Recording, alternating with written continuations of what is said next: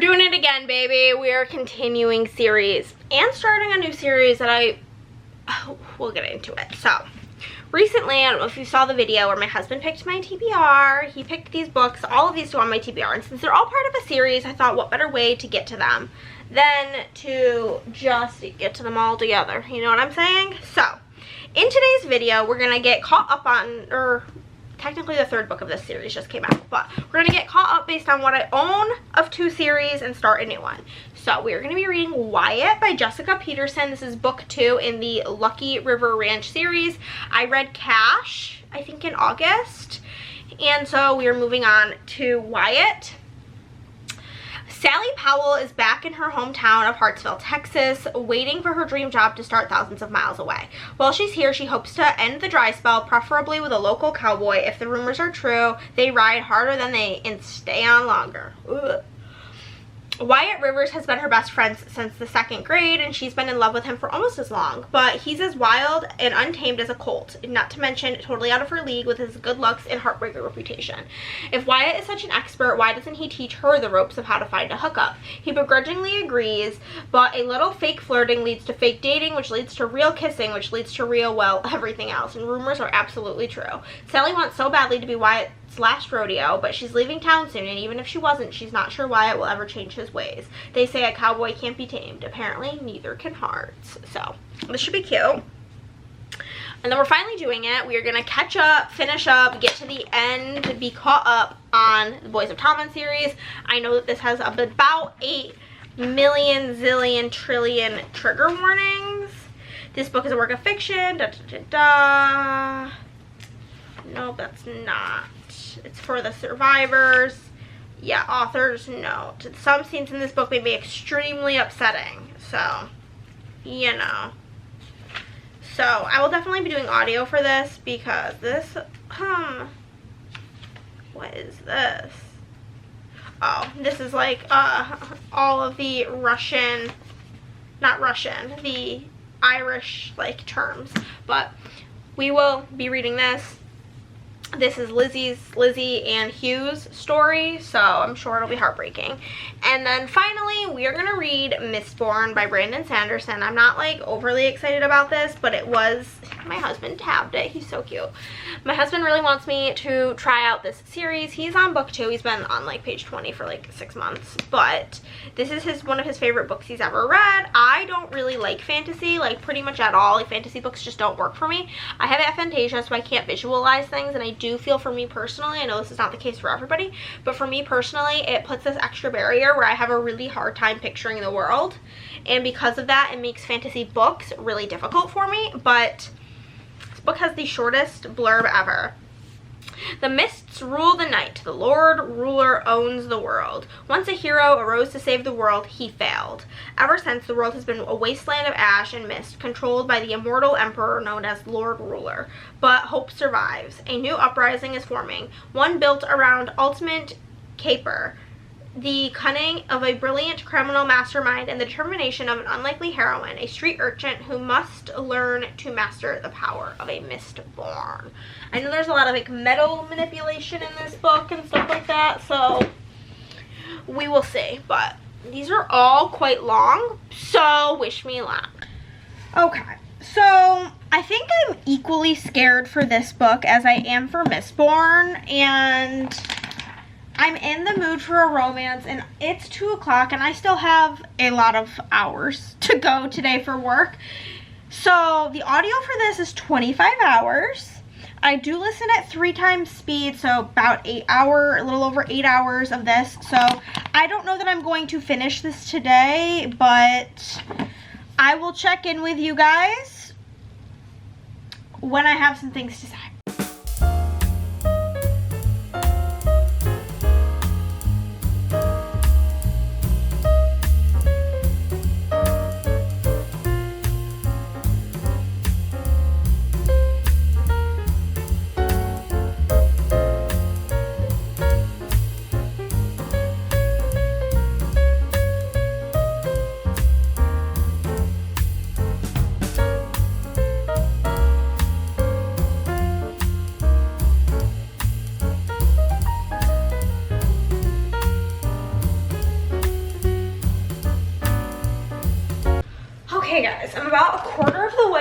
through the book. I'm listening to it on Everand because the waits for these books on Libby are really crazy. So, we do not wait for that. So, I feel like I have so many thoughts and feelings currently. I'm heating myself up some food for lunch because I've been busy working and I'm a little bit starving to death. So, yeah. But basically, this, if you don't know, is the 6th. I can't believe I'm 6 books deep into this nonsense. This is book 6 of the Boys of Tommen series. So far, book 5 has been my favorite, which is Taming 7, which is the shortest book, because I do oftentimes feel like these books are entirely too long. Like, 1,000 pages of trauma porn is just kind of a lot, and that's essentially these books. That's like the best way to describe them. There are like infinite trigger warnings for this book, specifically essay, specifically like child essay, like little, like 7-year-old essay. And I knew that this was something that was going to be pretty prevalent in this book, because the book did get a lot of like negative feedback whenever it first came out because of this. Well, you guys rudely died. It is very explicit on, as I was saying, very explicit. Like, I'm needing to take a break from it, talk about essay of Lizzie when she was a very young girl.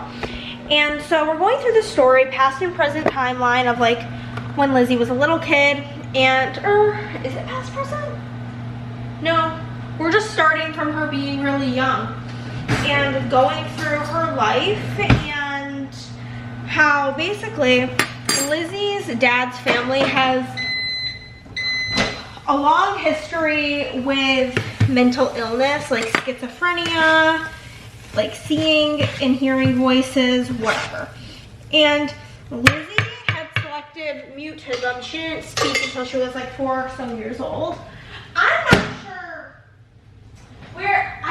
we have not really been given like a reason why that is, but I just feel like from that moment I would have like been concerned that somebody had harmed her, because I feel like that is like a known reason for that to occur in children. However, this is taking place in the 90s, so I think I need a napkin. I don't think I brought one in my office. So, anywho, they keep bringing her in and out of different schools and hospitals, trying to figure out what's wrong with her. And I think one of the things that is really disturbing me the most about this book is that this girl's parents have never taught her what like a bad touch was. And so whenever she becomes friends with Claire and Shannon in school, and she starts getting close to Huey, and he talks about like something happens and the idea of a bad touch comes up, he's like, your mom and dad never told you about that? And she's like, no. And so she doesn't even, and now like everything that, if she says anything, it's all people think it's voices in her head. And so she's just being assaulted by her sister's boyfriend over and over and over again, and it's like, it's painful, it's difficult to read. And like, I'm not saying that like, I feel like this statement of, oh yeah, I'm really like loving the book, absolutely incorrect terminology. I am captivated by the book because you go into the book really hating Lizzie, hating her after book 5 and her relationship with Gibbsy. And this is like a spoiler for book 1, but like they're dealing with the same monster. And the fact that they've hated each other for all of these years, when really like that's somebody they could have been leaning on, is very heartbreaking. But that's where we're at so far.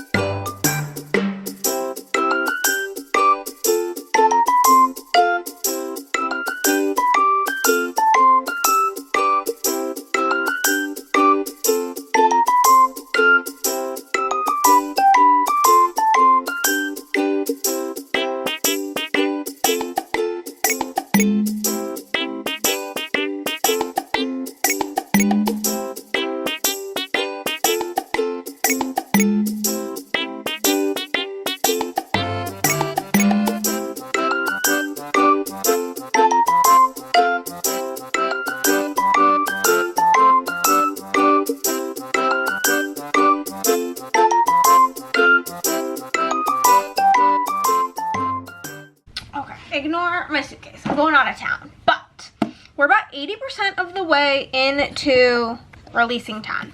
And I will say it's too long. I think the reason Taming 7 worked so well for me was that it was so much shorter. Because the first, like, 45 to 50% of this book was horrifying. Like, I had to take a break. It was so hard to read. Devastating, terrible, terrible, disgusting, awful things happening at all times. And then now from like 50 to 80%, it has felt very redundant. Lizzie has been diagnosed with bipolar disorder, and we're really going through her not being able to distinguish if these monsters in the night are real or figments of her imagination, because she's also been told that she like hallucinates and none of this stuff is real, so on and so forth. And because of that, she kind of is unable to tell what's real and what's not. We've gotten past the part of her sister unaliving herself, or possibly being coerced into unaliving herself, which you know about from the previous books. And like her journey, we're really finding out why she hates Gibbsy so much and she was so mean to him. But like, I've heard a lot of people say that reading this book, you understand Lizzie and you get why she is so mean to Gibbsy. And I can see that in a way, but at the same time, I still think that her behavior is so beyond inexcusable towards him that like, it's just, I'm still getting pissed off at her, like, the way she's treating him. So, her sister has now passed away, and they're kind of dealing with all of that. She and Huey are officially dating, but she is really, like, rapid cycling with her bipolar disorder, and it is causing, like, a lot of issues in their relationship. She's really, really, really pressuring Gibbsy to have sex, and he's not ready to. He wants to wait. And she's not really, like, okay with that. She has this, like, in her mind that, like, having sex with him will, like, essentially, like, clean her of these horrible things that have happened. If the last person to do these things to her is him, then it's not so bad. And she has just this very warped view because nobody really knows what's been happening to her. The only person who found out what was happening to her was her sister, who's now not there.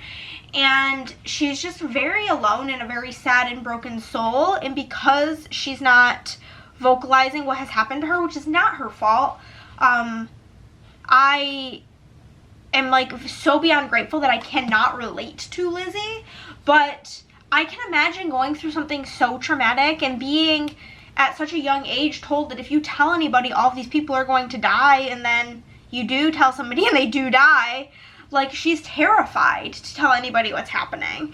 But because she's not telling anybody what's happening, she's not getting the proper help and the proper care.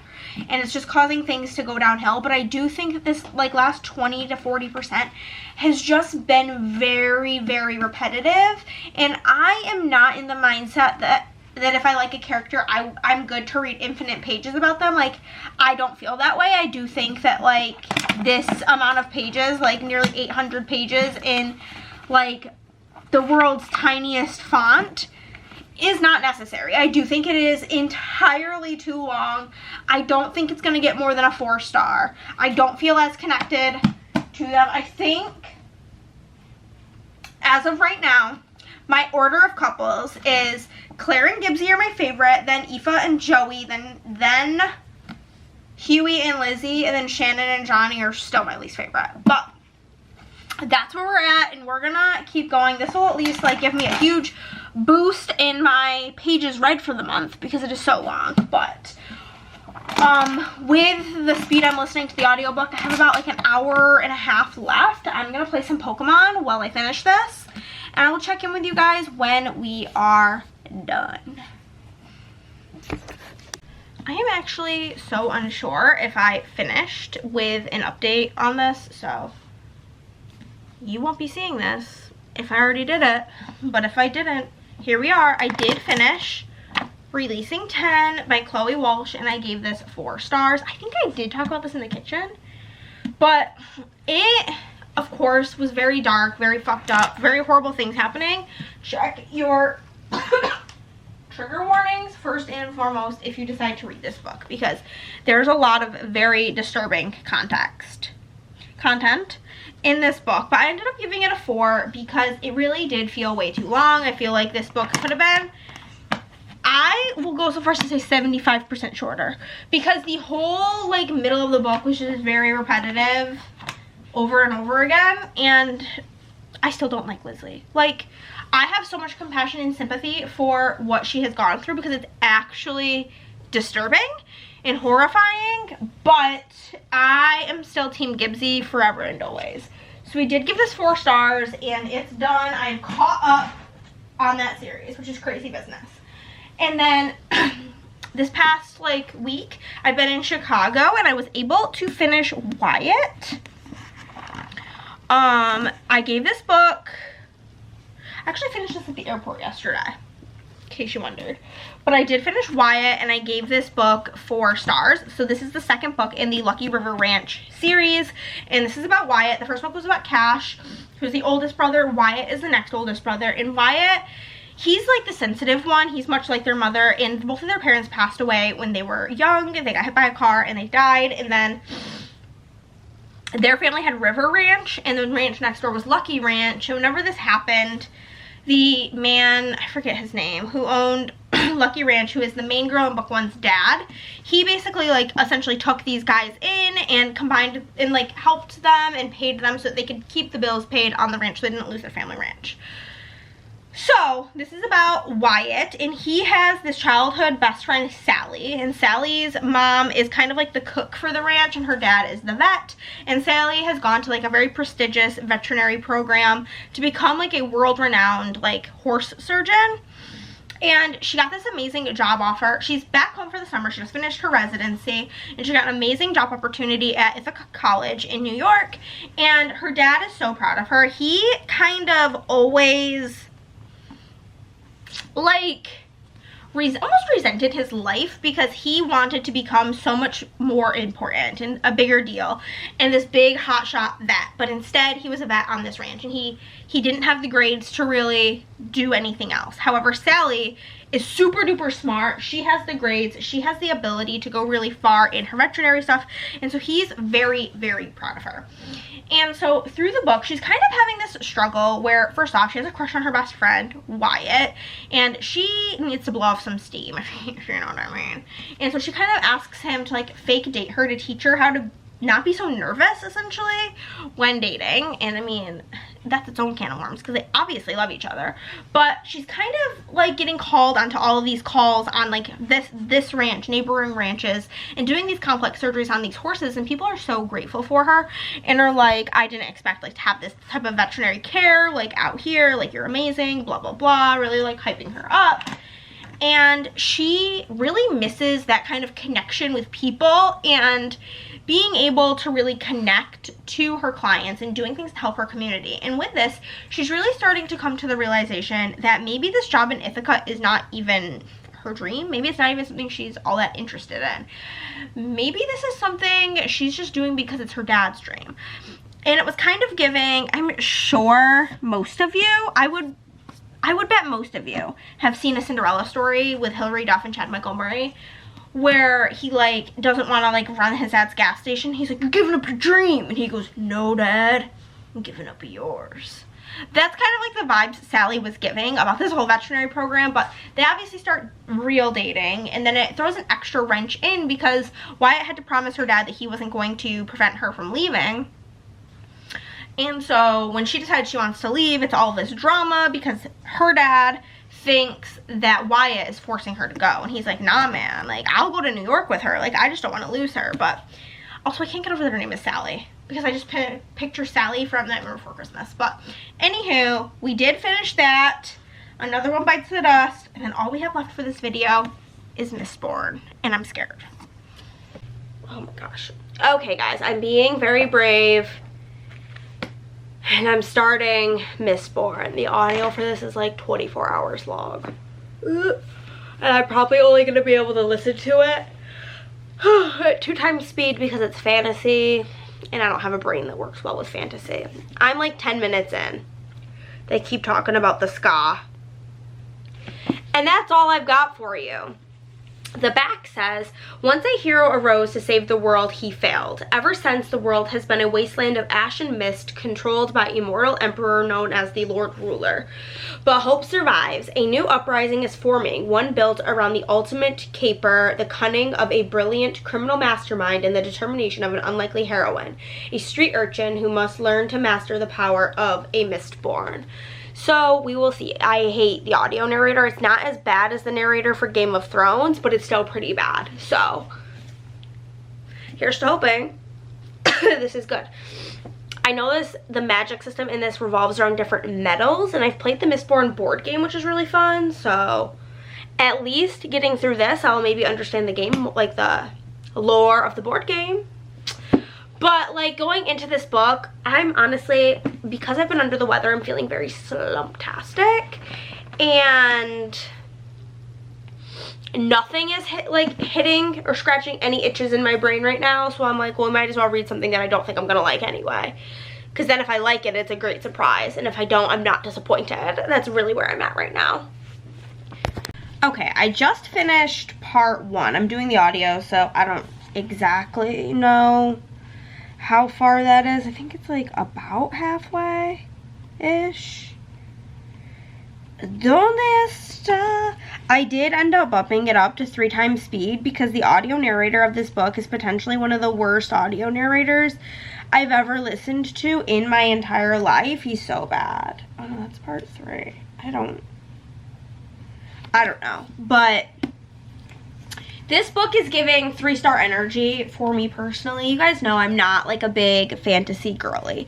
But basically, in this book, we have these people who are, I forget the word. They're like mist something, where like they have the ability to use a certain type of metal, and each type of metal does something different. Like one can help like manipulate somebody's emotions. One can help you be stronger, so on and so forth. But if anybody is able to control and manipulate more than one metal, then you are a Mistborn, and that is super duper rare. We have our girl Vin, is that her name? Vin, and she is like an orphan. She was raised by her stepbrother or half brother, and typically Mistborns are only in noble. And so for her to be a Mistborn, it's like really rare. This group of rebels finds her and wants her to join their cause to basically take down the Empire. So where we're at right now, Vin is being trained by Kelsier on how to use these different types of metals and how they work. I think there's 10 different types, and he's taught her 8 because the other 2 are very difficult and dangerous. So right now where we're at, they're just kind of going through training her and teaching her how to use these metals. And that's kind of like the dumbed down version of where we are at. It's very easy to follow and understand. Nothing is going super over my head. And yeah, it's like fine. I think the rebels are called the Ska. I think that's what that word means. It's the only thing I'm like a little not so sure on, but I believe that that's what they are. But after all, they were, after all, only Ska. Yeah, I think it's kind of like the misfits of the world is called the Ska. But it's like fine. I don't think this is not like something I'm going to be like, ooh, can't wait to get to book 2. There is not a single fantasy series besides, I don't know if you guys can see it, the Avatar Chronicles that I've been like, oh yeah, give me the next one. Like I read Fourth Wing, didn't want to continue. I read Quicksilver, didn't want to continue. I read Shield of Sparrows, didn't want to continue. I feel like for fantasy, the ones that work the best for me are standalones. Like I read Tusk Love and I quite enjoyed that because it was just a full story in like 250 pages. But it's going fine. I don't hate it, but I wouldn't say I love it or even really like it. I'm blaming my cold brain for the fact that I did not end this video and for how bad I've been at this lately. But I did finish Mistborn and I gave it 2 stars. I have a lot of feelings about it, so I'm going to tell you. I discussed this with my friend Laura and we're in the same thing. I ended up only giving it 2 stars because I just felt like the character growth and development just wasn't there. I feel like we did not get